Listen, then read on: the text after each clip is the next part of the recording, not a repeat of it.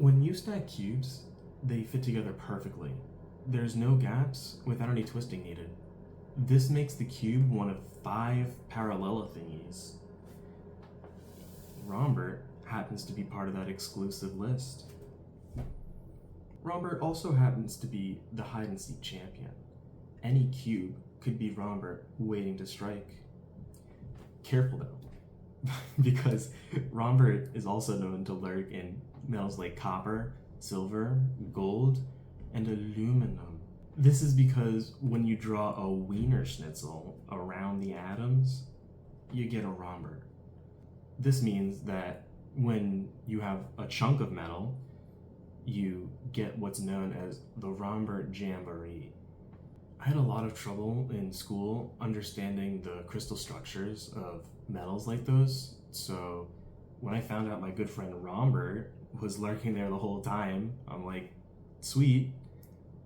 I still don't really understand it though, so I was thinking maybe I could do like a project to help me wrap my mind around the geometry, you know? So here's what I came up with. One of my favorite puzzles is the Summa Cube. You put these cool pieces together and they form a nice even cube. I never got one for myself though, so I was thinking I could combine the coolness of the Summa Cube with the Rombert Jamboree. The first step was to see if a solution was even possible, so I got to work on writing a program to find one for me. I figured it was probably easier to solve this rather than this, so I started with a solution finder for the Summa Cube. When I run the program, the computer tries to add pieces to a 3 by 3 by 3 space. If no more pieces can be added, the computer backtracks before the last piece was added and tries a different one. This keeps going until all 27 spaces are filled. So, great, I have a working solver. But now I have to figure out how to do the same thing in the Rombo dimension. The Summa Cube program knows where all the pieces are by keeping track of 3 directions. Add one here to move to the right, add one here to move forward, add one here to move up. However, in the Rombo dimension, there are 6 directions. There's so many directions. It's nutty bananas over there. But I had a plan that was even nuttier bananas. Just want to let y'all know, Rombert has consented to this demonstration for educational purposes. So, let's get you lined up. So we can start by assigning the X direction and the Y direction. That's pretty standard. But as far as Z is concerned, we'll go here. We'll make this Z. But now what about this direction? We can call that direction A.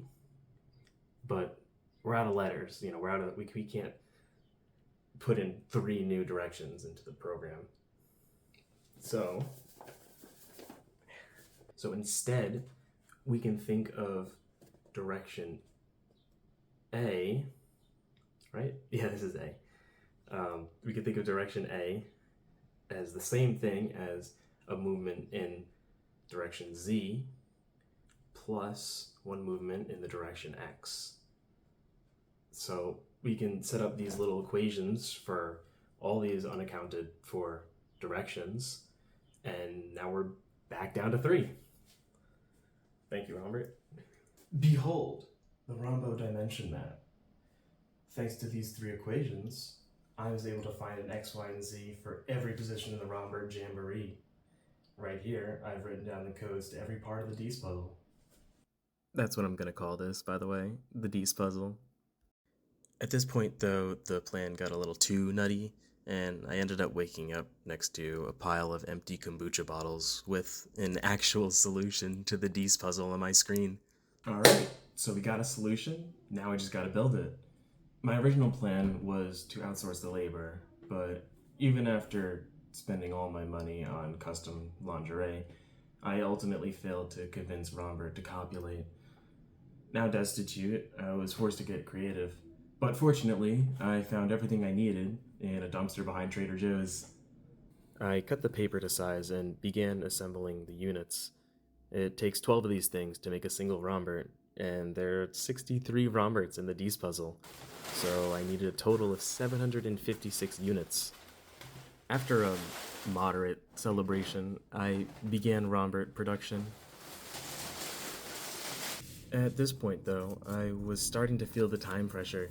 With the beginning of April coming soon, I was worried I wouldn't meet my deadline. After all, I've been working on this project for almost 2 months now, and I really needed to get my taxes done.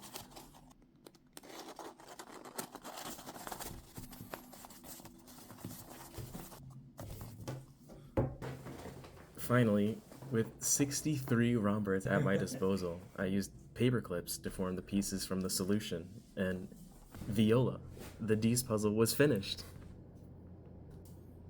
I actually can't believe it's finally done. This took forever. With the way the puzzle was made, there was going to be 200 sheets of paper worth of stress on just a few joints that are made of paper. So I made a stand out of level 2 paper to help relieve some of the strain. But like, wow, the puzzle came out so good. I am so pumped right now. It came out so good. Oh, I can't wait to forget this illusion in a few months and actually try to solve this monster of a puzzle. It reminds me of that guy who gave himself brain damage so he could play Skyrim for the first time. But I can wait. I can wait.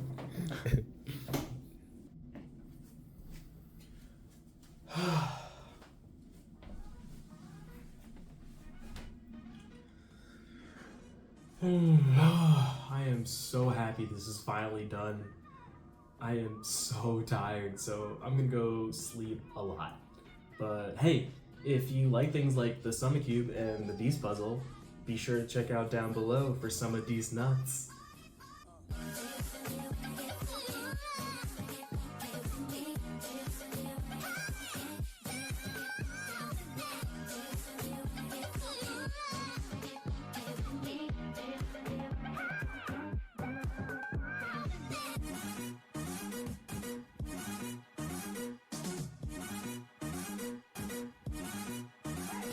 Check it. Oh, I think I got the fever. I'm heated. Pumping up the meter.